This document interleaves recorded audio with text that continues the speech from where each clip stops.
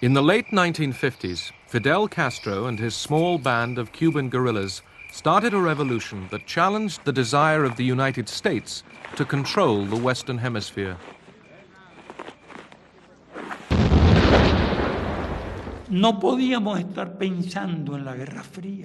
We couldn't think about the Cold War at that time. And besides, we were naive. We really believed there was a certain international order. We believed in the existence of certain international principles. We believed that the sovereignty of nations would be respected. To the United States, Castro's nationalism and left-wing policies were a Trojan horse for Soviet communism. Up until that time, we had viewed Latin America as a distant, exotic continent with which we had virtually no relations. The Cuban Revolution changed all this.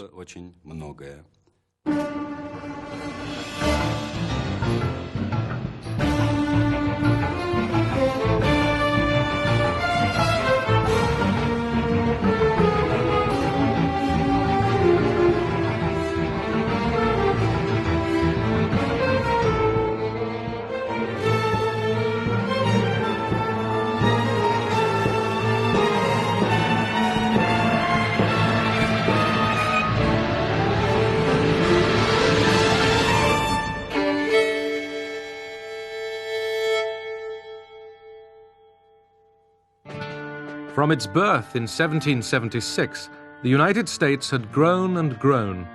Where its flag did not fly, its troops or agents often intervened. In the 1950s, the Guatemalans dared to challenge an American business that controlled much of its economy.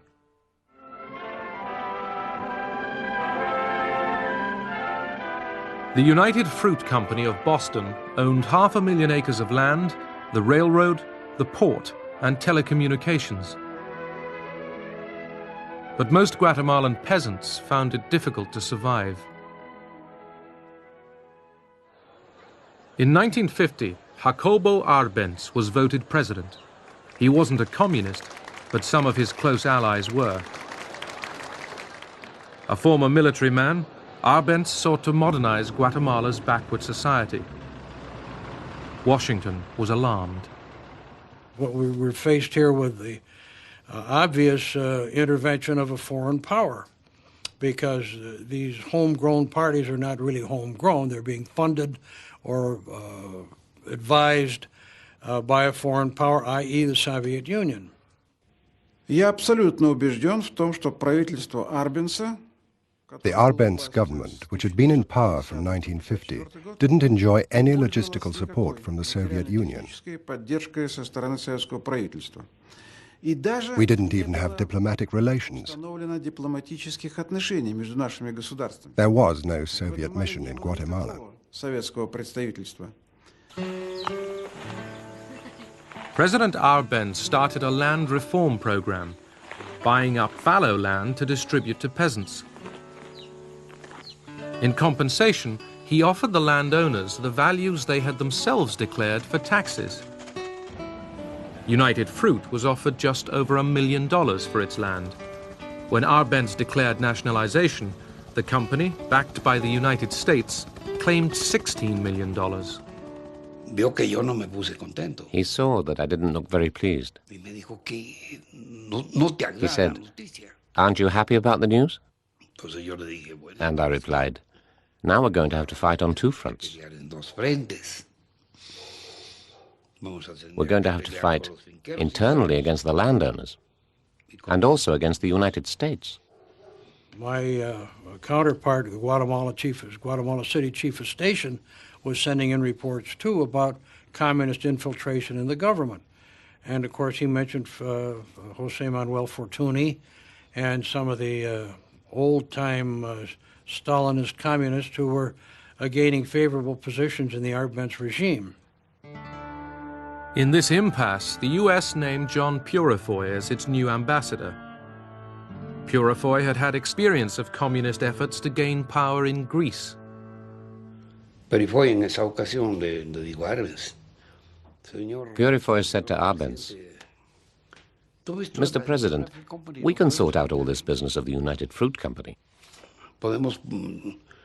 so that you can come to a satisfactory agreement with them. The United Fruit Company is not the problem. The problem is the communists that you have in your government.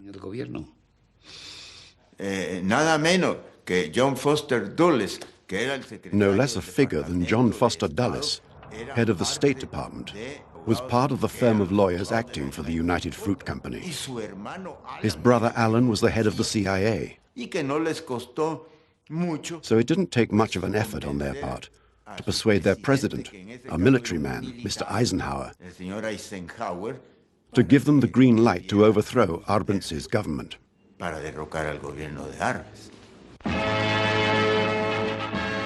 U.S. Secretary of State Dulles takes the rostrum to urge united action by the Americas to outlaw international communist intervention in the Western Hemisphere. This conference was shocked by the dastardly attack on members of the United States Congress by those who professed to be patriots. They may not themselves have been communists, but they had been subjected to the inflammatory influence of communism, which avowedly uses extreme nationalism as one of its tools. Arbenz once again put on his colonel's uniform as Guatemala prepared for war.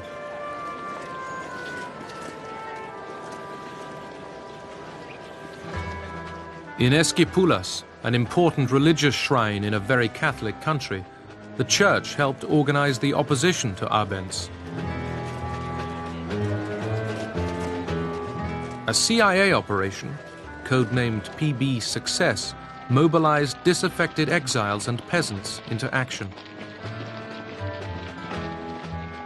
What we wanted to do was have a terror campaign to terrify Arbenz particularly, terrify his troops, much as the German Stuka bombers terrified the population of Holland, Belgium, and Poland at the onset of World War II, and just rendered everybody paralyzed.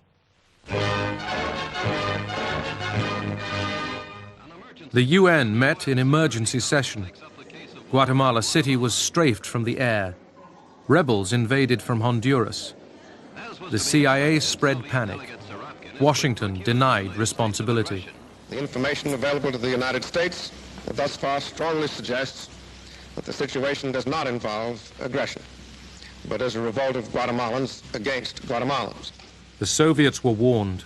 Stay out of this hemisphere, and don't try to start your plans and your conspiracies over here. The American PB Success campaign brought the government down and drove Arbenz and his wife into exile. 9,000 of his supporters were arrested. Many were kept in jail without trial for years. They even set up anti-communist committees where anyone could go and give the names of people who had been loyal to the revolution. These people would then be mercilessly kidnapped, killed, and so on. Among those who fled was a young Argentine doctor, Ernesto Che Guevara, who went to Mexico and there met Fidel Castro. I remember my talks with him. He was terribly indignant and embittered by these events, which had interrupted an endeavor which wasn't even radical.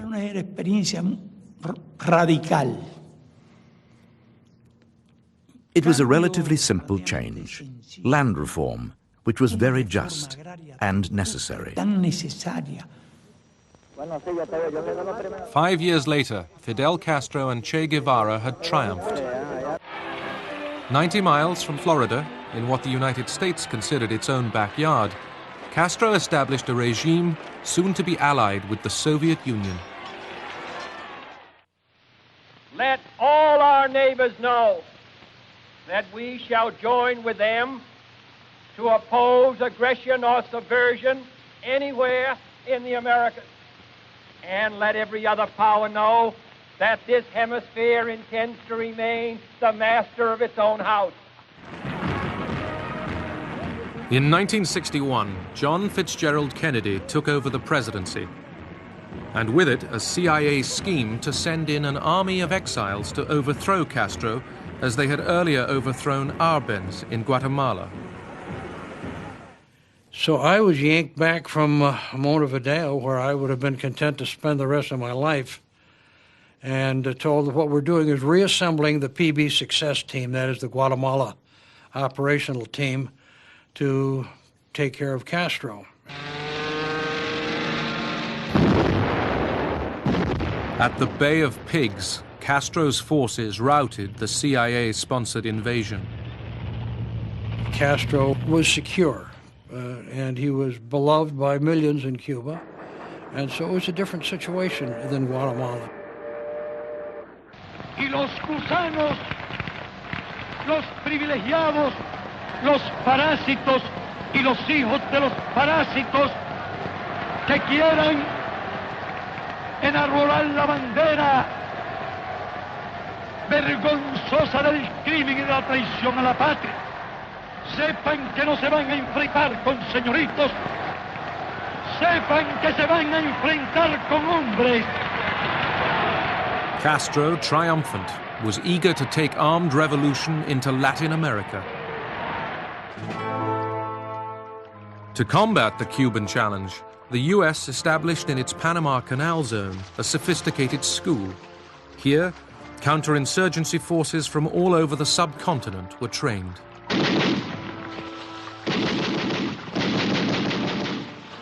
By the early 1960s, left-wing revolutionary groups were fighting the authorities in Guatemala, Venezuela, Colombia, Peru, and the Dominican Republic. Marines are ordered into the revolt-torn small island country by President Johnson. 500 Leathernecks are put ashore by helicopter. In 1965, US Marines went in to crush the Dominicans, who were trying to restore their elected president. The American nation cannot, must not, and will not permit the establishment of another communist government in the Western Hemisphere. The Soviet Union, especially after Brezhnev came to power in 1964, adhered to the principle of peaceful coexistence and détente and the relaxation of international tension. But the Cubans had a theory which can be described as, let's have 100 Vietnams. Che Guevara was behind the call for 100 Vietnams. In 1965, he went to the Congo and later to the heart of South America to spread the cause of violent revolution. By late 1967, US instructors were training Bolivian troops in guerrilla warfare. They set a trap for Che Guevara. On more than one occasion, he said, "Our last battle is approaching. We have to prepare for it, and we must be very careful not to be taken prisoner, especially the Cubans." Che Guevara was captured alive. Hours later, he was shot dead. 5 of Guevara's group escaped to the Bolivian capital, La Paz. When we arrived in La Paz, we managed to make contact with Salvador Allende in Chile. He gave us every kind of help.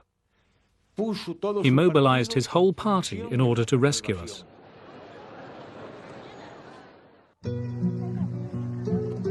Chile had been calm in the 1960s.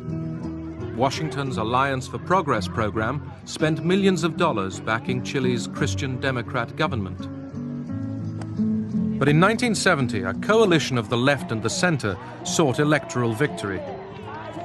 Unidad Popular was led by a doctor, Freemason, and Marxist bon vivant, Senator Salvador Allende. Allende was depicted and identified with the socialist communist parties, the left, in the midst of the Cold War, and he represented, of course, socialism and Marxism. Worried that a Marxist would come to power in legitimate elections, US business made its move. I directed that an approach be made to both the State Department and Mr. Kissinger's office to tell them that we had grave concern over the outlook for ITT's investment, and we were desirous of discussing our thoughts in Washington and willing to assist financially in any government plan to help protect private American investment in Chile. The CIA was not far behind. General René Schneider, the popular army commander who defended Allende's constitutional rights, had to be removed from his post.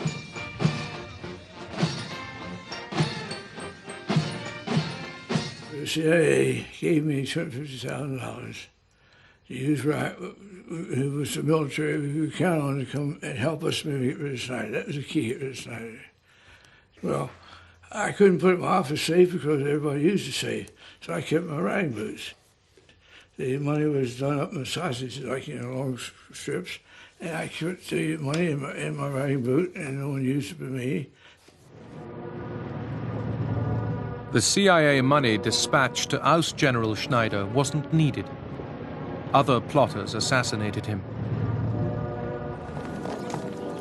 The murder shocked the nation. Moderate politicians rallied to Allende and consolidated his election victory. In the shanty towns of Chile, there were high hopes as the newly elected president set out on reform, without, he hoped, outside interference. Que los Estados Unidos tienen que respetar el derecho de los pueblos a desarrollar su economía en la forma que necesita o desea. Allende's first big step, supported by all Chilean political parties, was the nationalization of copper, Chile's biggest industry, still under effective US control. When Salvador Allende nationalized copper, it wasn't an arbitrary measure. He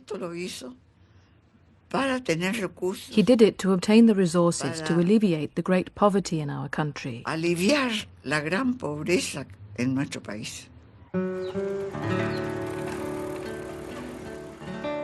Allende pressed on with what he called his social revolution. School children were given a daily glass of milk. The middle classes were on edge. The fear was basically what would happen to the people, to the families, to the property, to your farms.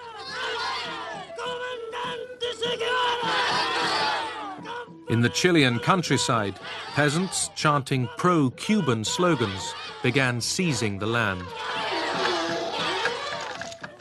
What happened afterwards confirmed the fears, because the government, on the one hand, started to expropriate land, started to expropriate industry. Chile's economy was increasingly put under state control. This upset foreign financiers and the World Bank in Washington, which cut off credits. Chile, of course, is interested in obtaining loans from international organizations where we have a vote. And I indicated that wherever we had a vote, where Chile was involved, that unless there were strong considerations on the other side, that we would vote against them.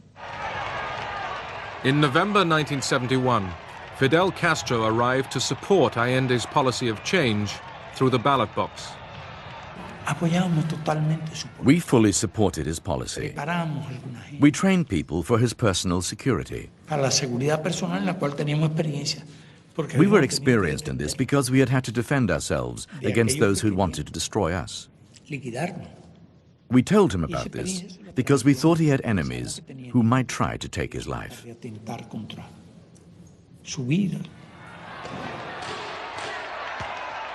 The dangers didn't just come from the right. Castro's Cuban policy of armed revolution found favor with Chile's extreme left. who were hostile to Allende's methods. But most Chileans ignored the call to armed struggle. As inflation mounted, the right attacked economically. CIA money helped pay for Chilean truck owners to bring the country to a standstill. At the UN, Allende accused ITT of trying to provoke a civil war.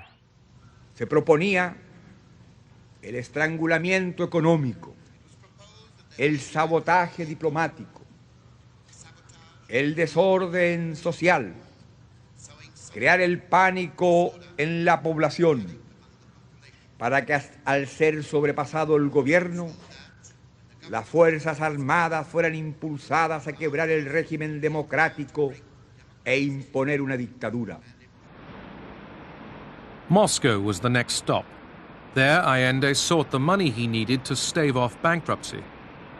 But the Russians, already spending a fortune to support Cuba, were unimpressed. We had come to a conclusion. This regime would soon be toppled because they were trying through very democratic means, without the use of arms, to break the resistance of stronger opposition forces.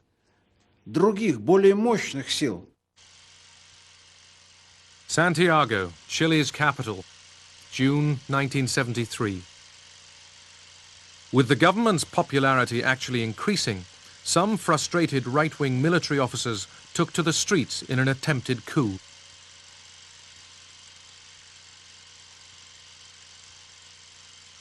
As the world's press recorded the failed takeover, Swedish cameraman Leonardo Henriksson, his camera still running, was gunned down and killed.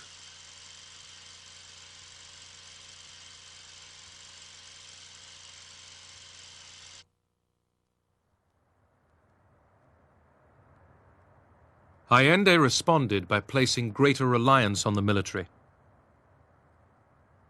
General Augusto Pinochet was appointed as his loyal chief of the army. Once again, the truck owners paralyzed the world's longest and thinnest country. Shops closed for lack of goods. Hunger stalked the streets.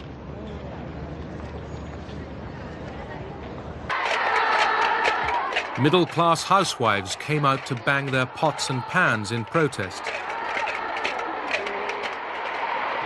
The violent right laid their plots. Certainly the situation was getting more and more ominous.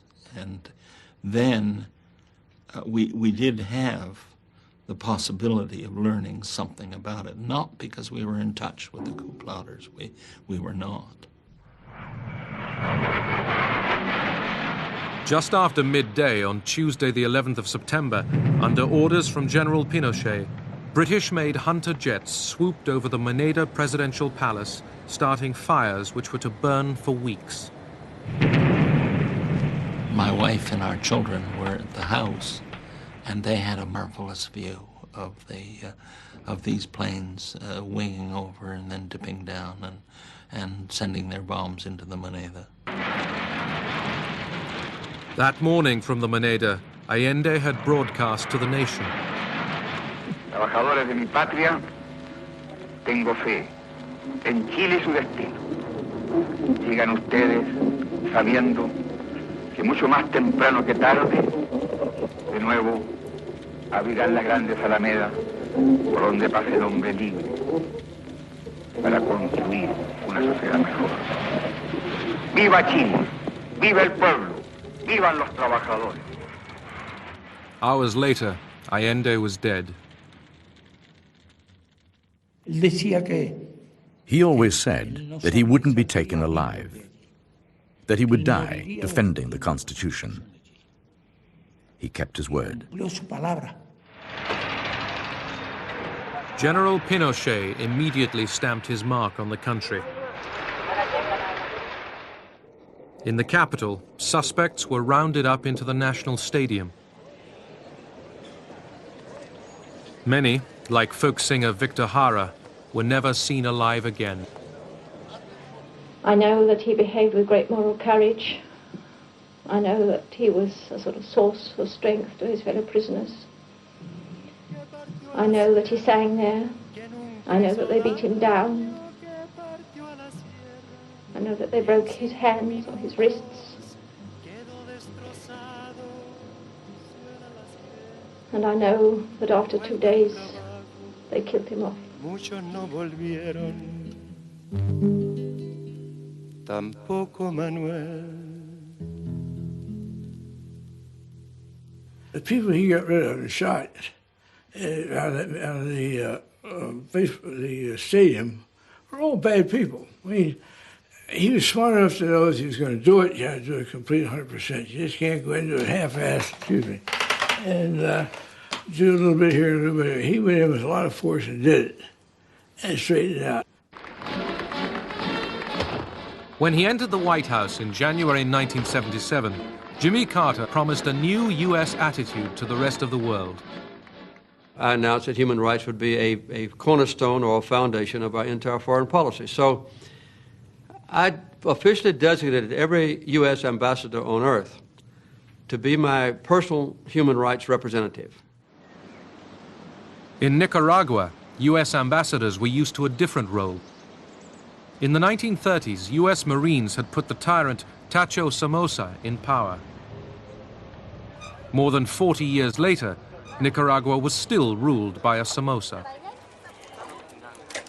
A politically moderate newspaper owner, Pedro Joaquin Chamorro, dared to challenge the dictatorship. So what happened to this person who wanted freedom? Well, they murdered him. Who murdered him? The Somoza forces. Chamorro's murder electrified the cowed people of Nicaragua. Somoza declared a state of siege.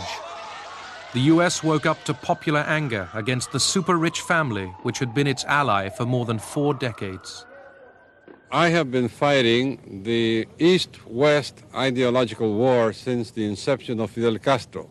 So we've been under the attack of that Cuban government for almost 18 years.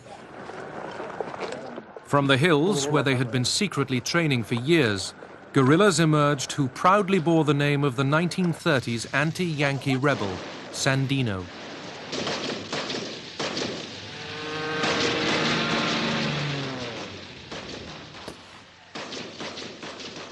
But in the town of Esteli, Somoza's World War II US tanks carried the day.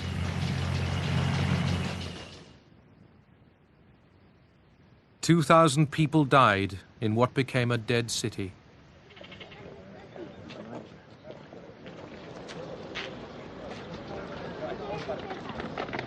The Sandinistas regrouped, pitting their rifles against Somoza's might.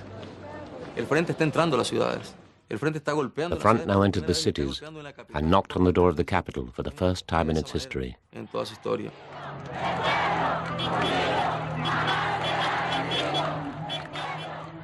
The Sandinistas' will to win triumphed. Managua went mad with joy.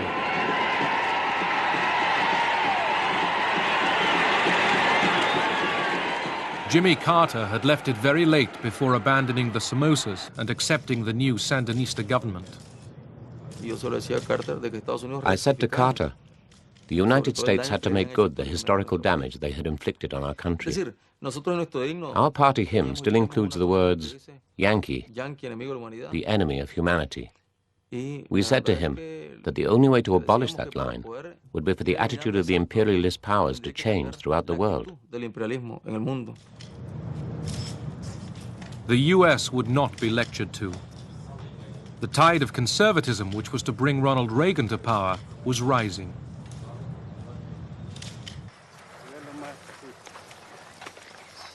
In Nicaragua, Somoza's land was shared out and the family's business monopolies were taken over. Education and healthcare became widely available. But not everyone was happy with the revolution. All those who didn't agree with the Sandinista policies were subjected to confiscations and imprisonment. Their lives were threatened. Many were murdered just for disagreeing with the Sandinista front. This sort of thing turned many Nicaraguan peasants against the Sandinistas. In the shadows, opponents of the revolution plotted their revenge.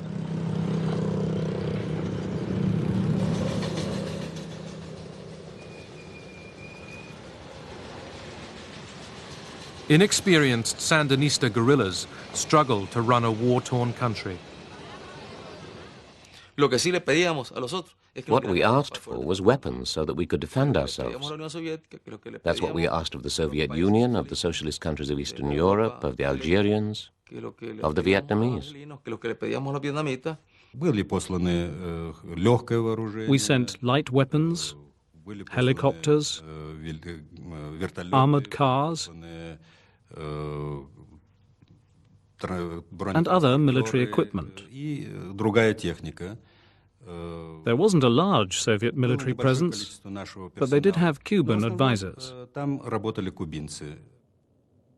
Throughout Central America, protest mounted against right-wing military rule. In El Salvador, the Catholic Church had become a haven for the oppressed.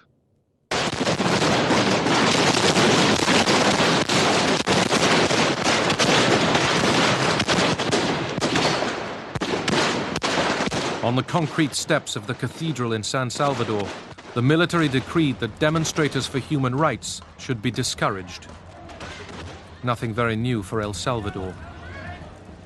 In a massacre in 1932, the military had killed up to 40,000 people.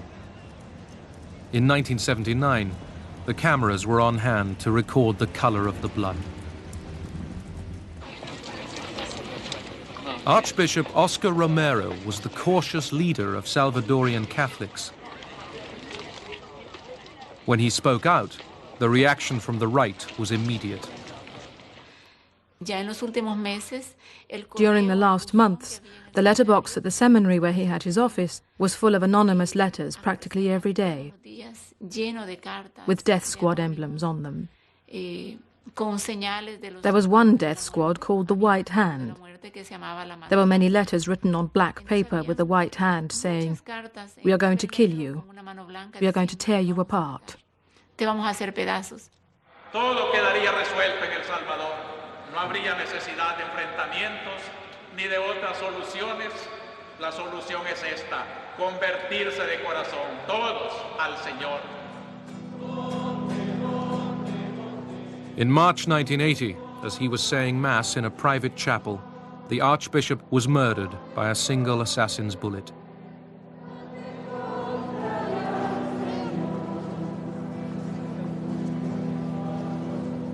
At his funeral, the military struck again.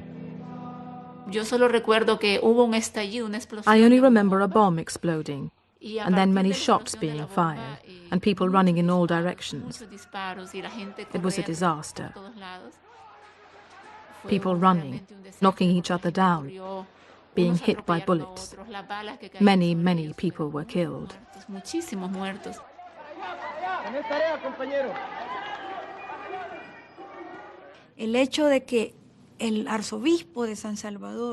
The fact that they had murdered the Archbishop of San Salvador, who was the highest church representative, and that they had no qualms about killing him, made us all feel practically defenseless.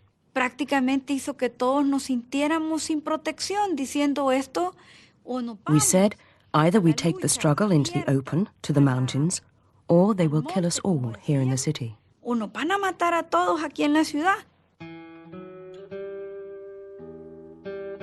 On December 3rd, 1980, 3 US nuns and a woman lay worker started the long drive into town from San Salvador's international airport.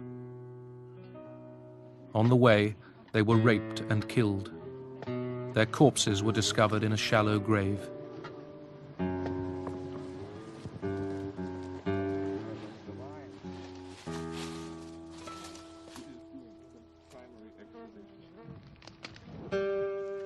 The killings by El Salvador's National Guard prompted President Carter to withdraw aid to the Salvadorian military. But within 6 weeks, Carter had resumed funding an army whose atrocities continued.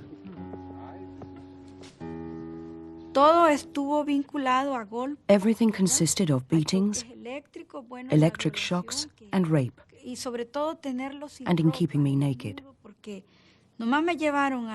As soon as I was taken to the headquarters, I was undressed. My hands and legs were handcuffed. I was blindfolded, so that I could not see the faces of my interrogators.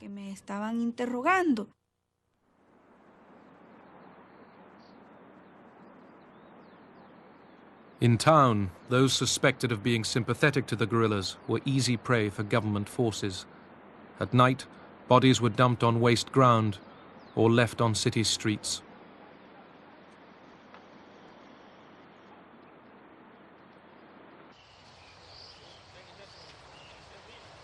Like the Sandinistas in neighboring Nicaragua, the Salvadorian guerrillas wouldn't give up. The war damage was immense. In the United States, the new Reagan administration blamed Cuba and Moscow. What we are watching is a four-phased operation. Phase one has been completed, the seizure of Nicaragua. Next is El Salvador, to be followed by Honduras and Guatemala. It's clear and explicit. There is a Caribbean domino theory that's unfolding. Well, I wouldn't call it necessarily a domino theory. I would call it a priority target list, a hit list, if you will, for the ultimate takeover of Central America. Look, if a Soviet-Cuban master plan had actually existed, we would have won the Cold War. If there had been a master plan. But unfortunately, there was no such plan. Quite the opposite. Cuba's actions conflicted with Soviet interests at that time.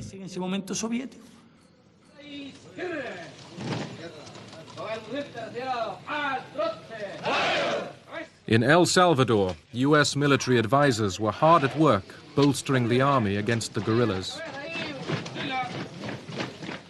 The Atlacatla Brigade was the crack unit.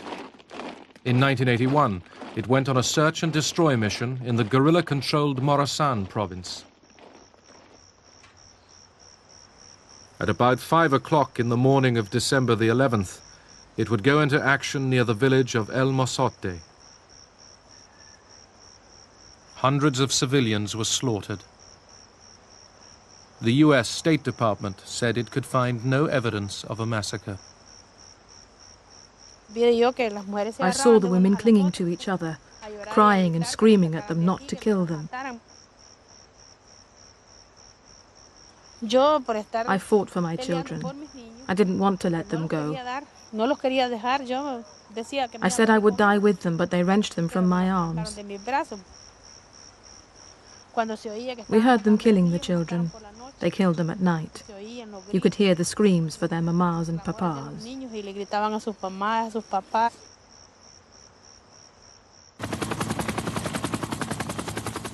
As the Reagan administration moved to shore up the right in El Salvador and bring down the left in Nicaragua, neighboring Honduras became a base for all sorts of U.S. activity. Honduras was the main place where a force was being trained to overthrow the government of Nicaragua. That force was the Contras.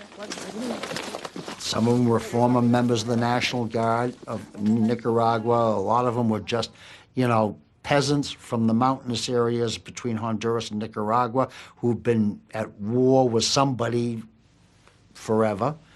And in many respects, they were like a bunch of cattle rustlers. The Contras were funded from Washington. This undeclared war upset the U.S. Congress. An amendment by Representative Boland of Massachusetts curtailed Reagan's funds for arming the Contras. We are complying with the law, the Boland Amendment, which is the law. We're complying with that fully. And Does that mean we are not arming or supplying any of the dissidents along the border, the Honduran border?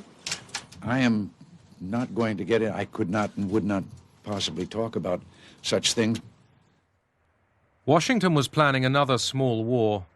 On the Caribbean island of Grenada, where the British Queen Elizabeth was still head of state, a left-wing government was using Cuban contractors to build a new tourist airport. The US suspected a strategic motive.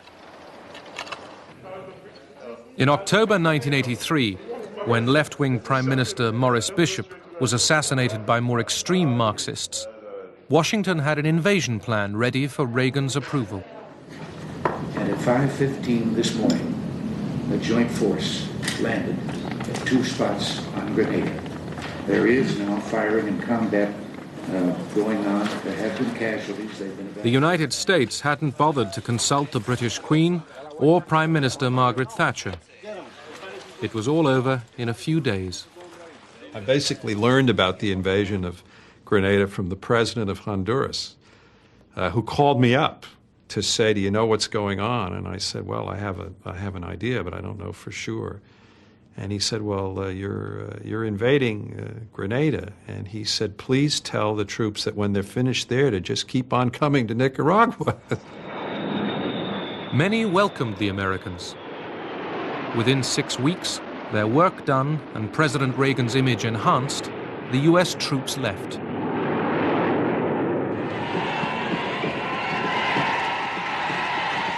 In Nicaragua, Reagan's crusade against the Sandinistas was stepped up. Sandinistas desperately needed to get hard currency for their exports to pay off their bank loans. So this was a time to put the mines into Corinto. They only got one harbor that counts. And at the same time, make sure we notify Lloyd's of London. The mines have gone in, so hopefully they put pressure on the shipping company as well to stay out of there. Well, it worked. Nicaragua's precious stock of oil went up in smoke. The economy was reeling, and all the while, ways had to be found to contain the US-backed Contra invasion. The Sandinistas asked the Soviets for help. Leaders in Moscow did not want to provoke the United States into giving more military aid to the Contras and to the Honduran government. Therefore, these requests were politely denied every time the Sandinistas brought it up in Moscow. The Sandinistas, with help from Cuba, vowed to defend their borders and the revolution.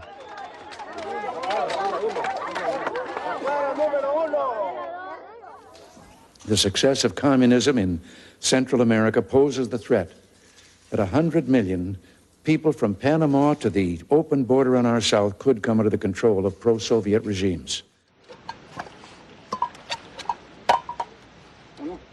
Angry at Reagan's continued support for the Contra War, the US Congress, again led by Representative Boland, voted in October 1984 to deny them any further assistance.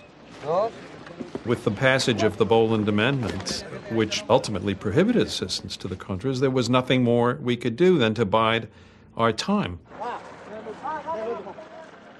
To help pay for the continuing bloodshed in Nicaragua, Reagan's men secretly sold arms to Iran. The American dollar and the failures of the armed left crushed Latin American revolutionary dreams.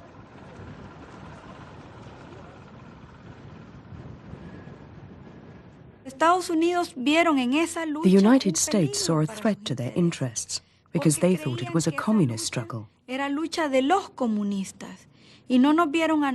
didn't see us as citizens who wanted a democratic country where there was social justice and which offered opportunities to the majority.